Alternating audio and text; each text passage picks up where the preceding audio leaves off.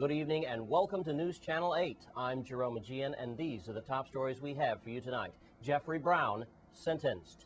An update on Cokie Point, and all eyes are on Danielle. These stories and more are up next on News Channel 8.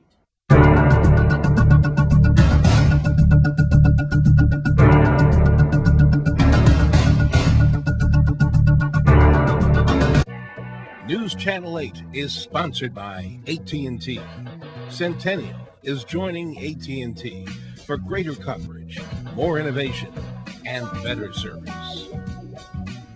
In our top story tonight, Jeffery Brown has finally been sentenced. This could be the closer of a very long case. News Channel 8's Wes Small has been there from the beginning. Let's go there now on the grounds of the Superior Court. Thanks a lot, Jerome. Finally, the sentencing has come. We're talking about Jeffery Brown, former police officer, as we are here at Superior Court. Also, Louis Melendez, the brother-in-law, and Marcella Brown. Let me take you back. It was 2007, Christmas Day at JFK Housing Community, when shots rang out early in the morning. Eyewitnesses have pinpointed Jeffery Brown and his brother-in-law as doing the shooting. Representing the defense is Attorney Bennett, Louis Melendez. Vince Coliani has Marcella Brown, and Attorney Capdeville for Jeffery Brown. Some of the celebrities in the Law Society included Judge Camacho, also Michael Joseph. Jeffery Brown came into the courtroom shortly after 3:30 in the afternoon with a yellow shirt with his tie chained around his waist, chained around both feet. You could see that he had lost some weight in these, 3 years since this horrendous tragedy has happened. Remember, it's almost been 1 year since Jeffery Brown has been sentenced. Well, finally, the verdict has come in. First, we heard from victims and the victims' family as they went through the ordeal of talking about the losses of Alan Burke and also Kenyatta McIntosh. The fact that McIntosh had 4 children, small children that will never see their father again. Courtroom packed with supporters for the victim's family. It was Jeffery Brown then who took the stand to be sentenced first. And they slammed the book down on him. On count 1, first-degree murder, he will be remanded in jail for the remainder of his life, no parole. On count 2, the remainder of his life, no parole. That for the murder of Alan Burke and Kenyatta McIntosh. Also, these sentences will go consecutively. Also, added time for the 4 others that were wounded in that attack, or the 5 others. 25 years, count 3 and 7. Count 4 and 8, 25 years.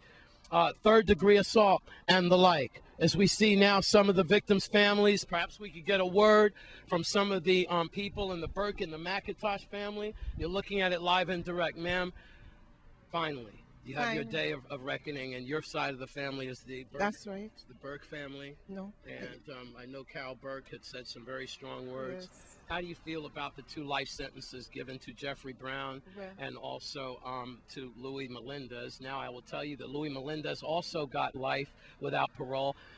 The excitement came with Marcella, didn't it? And y'all really pushed for Marcella to get her just desserts. You know, there was a lot of emotion in the courtroom because she is a mom, and a lot of sympathy a lot of letters went to Judge Donahue for that. But you seem to be happy. Here's Carol Burke as well about her. Marcella Brown got 5 years. She actually got 10, was suspended sentence for 5. Sweetheart, go ahead and give your words on it. Well, as Carol makes her what way I to think, what I'm saying, Marcella, she should have think twice. You understand? She should have, first thing she should have remembered her children.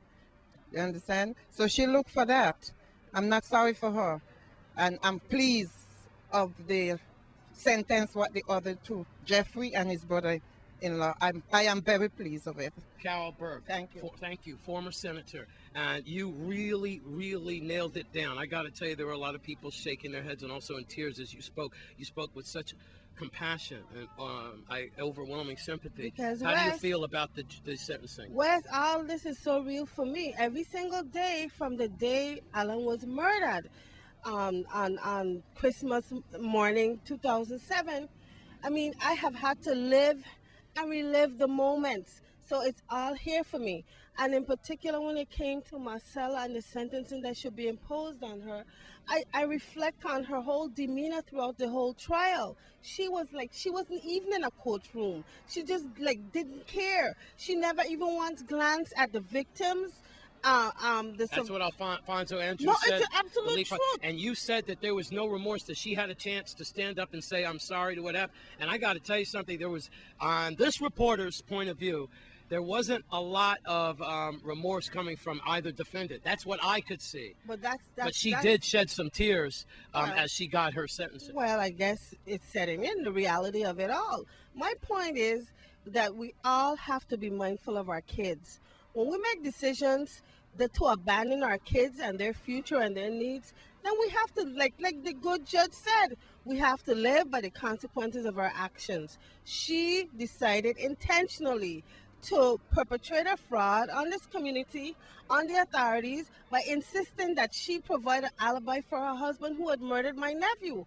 And the court found all of them guilty. And as such, she has to pay for her crime. You know, Carol, it was interesting. You were talking about the burial and the cemetery plot of Alan Burke and the fact that he's a devout Laker fan. The fact that if you go to the cemetery, Kings Hill, you'll see it's in purple and gold. Christian State Cemetery. Christian State, because he loves the family plot, I guess. He loves the Los Angeles Lakers. Yes, and Alan, I mean, we like I said, we had to give him a decent burial, but more than anything was what was really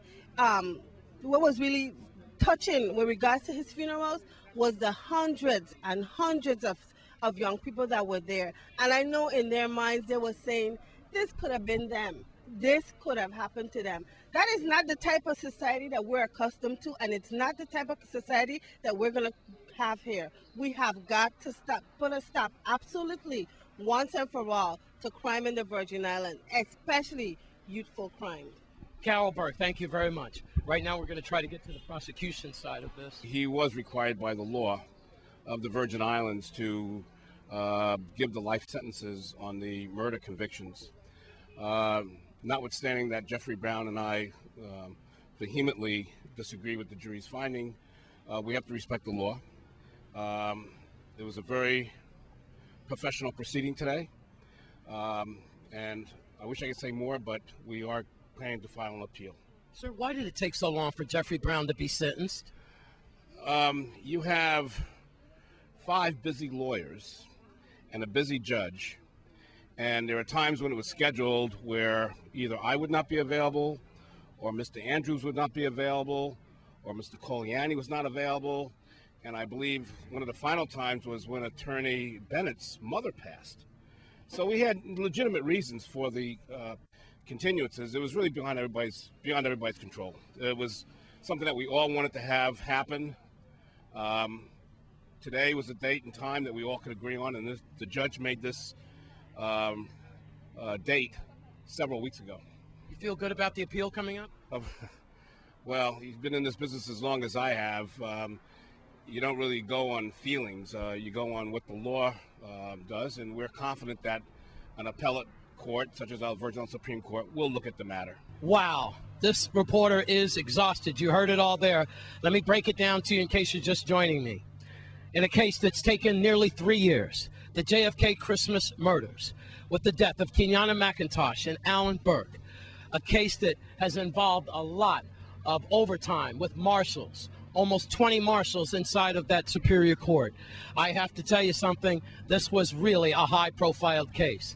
Not to mention the Brown family. What must they be feeling right now? The mom and the dad, as they leave this parking lot right now, there they are right there in the blue car as we speak. They have to be devastated, possibly never seeing their son for quite some time. Jeffery Brown waved like this to his parents as he was taken out of the courtroom. Jeffery Brown, life without parole, 2 consecutive sentences, plus other additional charges as well. But the shocker had to be Marcella Brown, where a lot of people really felt that she was just caught up, just really trying to protect her husband and her brother. She really didn't think that she was going to be pressed to this, but she got 10 years with 5 years probation. So there you have it. Life for Jeffery Brown, life for Louis Melendez, and 5 years for Marcella. at Superior Court. The Christmas JFK shootings have finally started to wind down. I'm Wes Small for News Channel.